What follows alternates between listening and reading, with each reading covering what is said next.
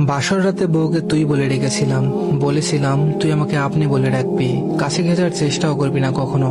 কারণ বউ ছিল পুরাই কয়লার ড্রাম, কুচকুচে কালো তার গায়ের রং।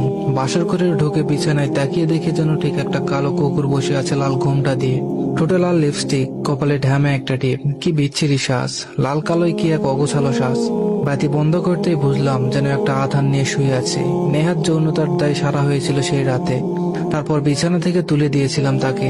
যৌতুক বিরোধী ছিলাম আমরা, তাই বাবার বক্তব্য ছিল বিনা যৌতুকে নিজের আত্মীয়ের কারো মেয়েকে পুত্রবধূ করে আনবেন।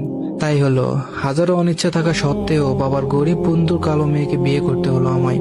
কলেজের সেলফি বয়ের এমন একটা বউ জুটলো যে জীবনে বউকে নিয়ে আর সেলফি তোলা যাবে না। বন্ধুরা অনুরোধ করতো বউ নিয়ে বেড়াতে আসতে, কিন্তু আমি তাকে নিতাম না। লজ্জা আছে তো নাকি।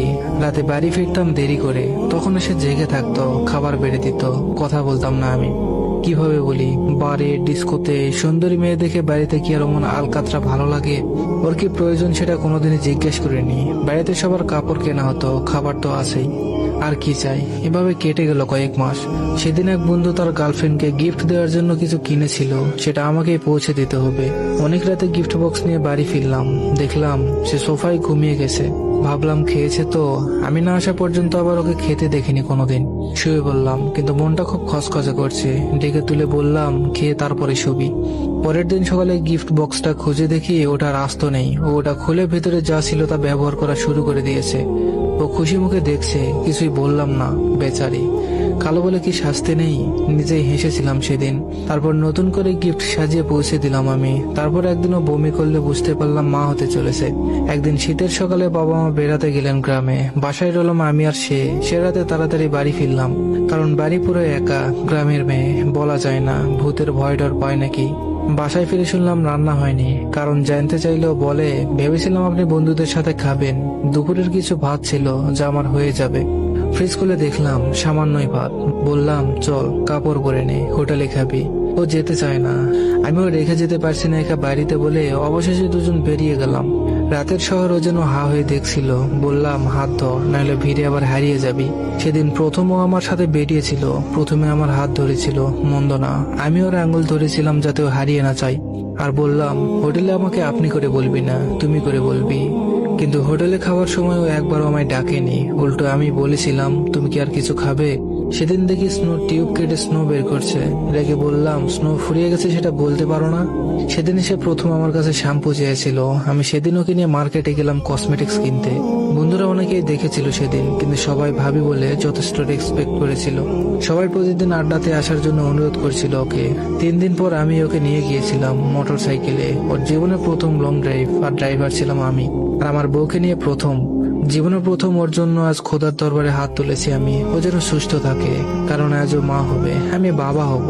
জানি না কোত্থেকে আজ এত কান্না আসছিল আমার। হাসপাতালে ওর কাছে বারবার ছুটে যাচ্ছিলাম। ও হাত ধরে যতবার বলেছিল ওর ভয় পাচ্ছে, ততবারই বলেছিলাম ভয় পেও না, আমি তো আছি। সেদিনও কাউকে খোঁজেনি, শুধু আমায় খুঁজেছে। আমায় পাশে থাকতে বলেছে বারবার। আর আমি বারবার পর্দার ফাঁক দিয়ে বারবার ওকে দেখছিলাম। সিজারে নেওয়া হয়েছিল ওকে, সন্তান পেলাম, কিন্তু ওকে পেলাম না। ও দেহটা ধরে সেদিন খুব কেঁদেছিলাম। মনে হচ্ছিল খুব যেন নিজের কলিজাটা ছিঁড়ে গেছে। আজ ওর কবরের পাশে ছুটে যাই, চিৎকার করে বলি ফিরে এসো তুমি। একটা রাত তোমার সাথে গল্প করা বাকি ছিল, একটা সেলফি তোমায় নিয়ে তোলার ছিল। জানি ওকে ভালোবাসা দিতে পারিনি, কিন্তু আজ বুঝছি কেন এখনো বুকের বাম পাশটা চিনচিন করে ব্যথা করে। পাওয়ার আগে আর হারিয়ে ফেলার পরেই মানুষ মূল্য বোঝে। কালো মেয়েগুলো মানুষ পাই, তারাও ভালোবাসতে পারে, তাদেরও অধিকার আছে আপনার ভালোবাসা পাওয়ার। সুন্দর মানুষের সাথে থাকলে যে তুমি ভালো থাকবে এমনটা না। ভালো থাকার জন্য সৌন্দর্য ম্যাটার করে না, ম্যাটার করে সুন্দর মন আর মানসিকতা। বিশ্বাস করো ভাই, একটা সুন্দর মন যদি তুমি পেয়ে যাও, তাহলে সৌন্দর্যের প্রতি তোমার এতটাও টান থাকবে না। দিন শেষে তুমি যদি ভালো থাকো, তাহলে তোমার সাথে যদি অসুন্দর মানুষও থেকে থাকে, তাহলে তোমার কোনো অভিযোগ থাকবে না। কারণ দিন শেষে তো মানুষ ভালো থাকাটাই খোঁজে।